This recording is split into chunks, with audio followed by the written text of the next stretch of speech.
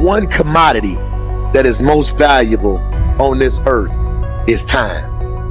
Time to love, time to live. From the moment the human body is born, it begins dying. I can live with no responsibility whatsoever. The price I pay is that nothing matters. Or I can reverse it and everything matters. But I have to take the responsibility that's associated with that. And so if your life isn't everything it could be, you could ask yourself, well, what would happen if you just stopped wasting the opportunities that are in front of you? What is death and what is life? What is this thing we call life? What makes life so unique and so beautiful? It is beautiful because whatever you have that you may be facing, what you may be dealing with, life is still good. You are living and achieving your dreams. Find time to better yourself, read, explore, research, live life, do things you've never thought of doing before. That's what it's all about. It might not be fun, it might not be easy, but it is profitable. It does give you results. Think about all of the great people that we admire in our society and things that they must have had to go through in order to make it look effortless. And one day you're going to be great, but you think you got time. You think you got time. AET 3 years from now, 5 years from now. I'm telling you, you deserve to be great now. And not only do you deserve to be great, there's some people in your life. You must be yourself if you want to experience your true purpose in life. If you're different, be different. Be different and do it with pride. If someone doesn't like it, if many people don't like it, who cares? Your life would feel better and richer if you had a goal, you chased that goal, you accomplished some things, and you would get this boost of confidence, you'd get this boost of self-esteem, like whatever it is that you're going to do. Learn from what you've just done, move forward.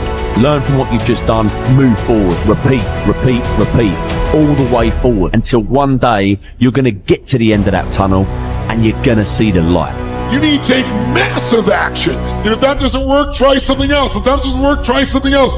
Keep going with massive action and you will find the way because it will give you momentum.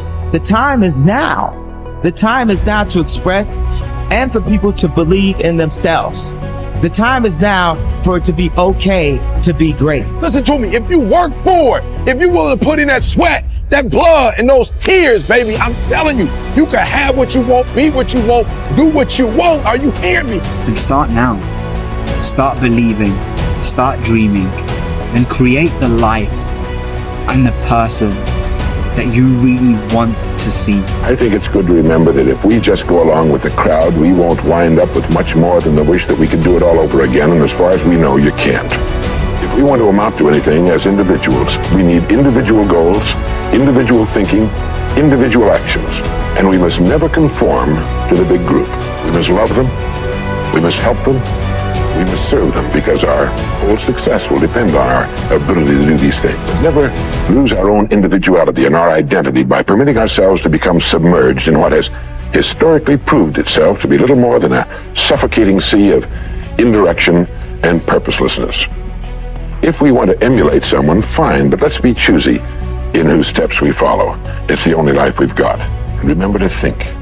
Imagination is everything, and we can become what we can imagine. If you find yourself getting depressed and down at the mouth, as we all get once in a while, you might want to remember this quotation by Dean Briggs. He said, "Do your work. Not just your work and no more, but a little more for the lavishing's sake. That little more which is worth all the rest. And if you suffer as you must, and if you doubt as you must, do your work. Put your heart into it, and the sky will clear. And then out of your very doubt and suffering will be born the supreme joy of life." Believe it or not, in an age when we've come to nearly deify leisure time, we've almost lost sight of the fact that virtually all our satisfactions, rewards will come not from our leisure, but from our work. And don't forget the strangest secret. We become what we think about.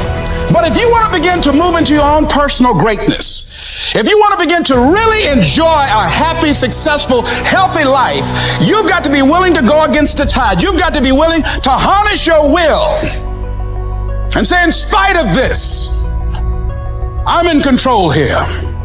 I'm not going to let this get me down. I'm not going to let this destroy me. I'm coming back. and I'll be stronger and better because of it. You have got to make a declaration that this is what you stand for. You're standing up for your dreams. You're standing up for peace of mind. You're standing up for health. You want it, and you're going to go all out to have it. It's not going to be easy. When you want to change, it's not easy. If it were in fact easy, everybody would do it. But if you're serious, you'll go all out. So yes, I'm going to turn this situation around. I'm not going to sit back and moan and cry over what happened and what went wrong and who did what. I'm going to do something about this situation. The way to transform yourself is through your work. Now, I know this runs counter to our prevailing cultural prejudices. Work is too ugly, too boring, too vain. But most of these are ways of running away from ourselves and relieving our chronic boredom.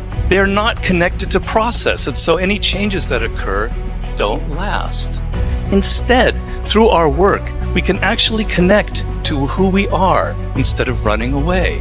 And by entering that slow, organic process, we can actually change ourselves from the inside out in a way that's very real and very lasting.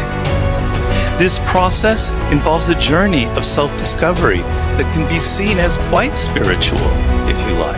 And in the end of this process, we contribute something unique and meaningful to our culture through our work, which is hardly ugly, boring, or vain. This intense focus on one goal is not easy, but it is all important.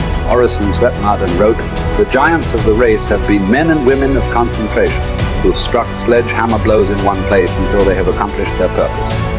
The successful men and women of today are those of one over, mastering idea, one unwavering aim, men and women of single and intense purpose." Marden also said that every great man has become great. Every successful man has succeeded in proportion as he has confined his powers to one particular channel. Single-minded concentration in the direction of your dreams will intensify your desires and increase your emotional drive toward your goal. This intensity of concentration will activate the law of attraction and begin to attract people and opportunities into your life to help you to achieve your goal. The more you think about your goal, the more it will come to dominate and direct your life. The more you think about it, the more rapidly you will move toward it, and it will move toward you. Great men and women are those who absolutely believe that they are put on this earth to do something wonderful with their lives. They have a vision of something greater or better than their current circumstances. Personal greatness means having a sense of destiny and a conviction that your thoughts and your imagination are the only real limits to your possibilities. William James said, compared to what we ought to be, we are only half awake. We are making use of only a small part of our physical and mental resources. Stating the thing broadly, the human individual thus lives far within his limits.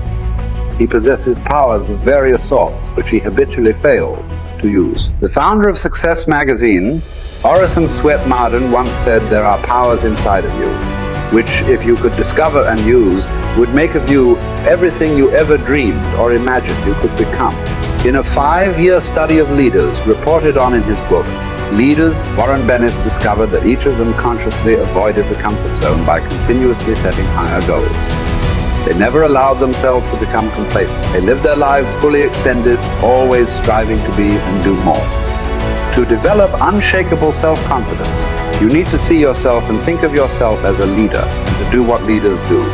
You need to stretch yourself toward the outermost boundaries of your potential. You need to set goals that draw out of you the very best that is in you. You need to work toward objectives that cause you to feel a sense of mastery and peak performance.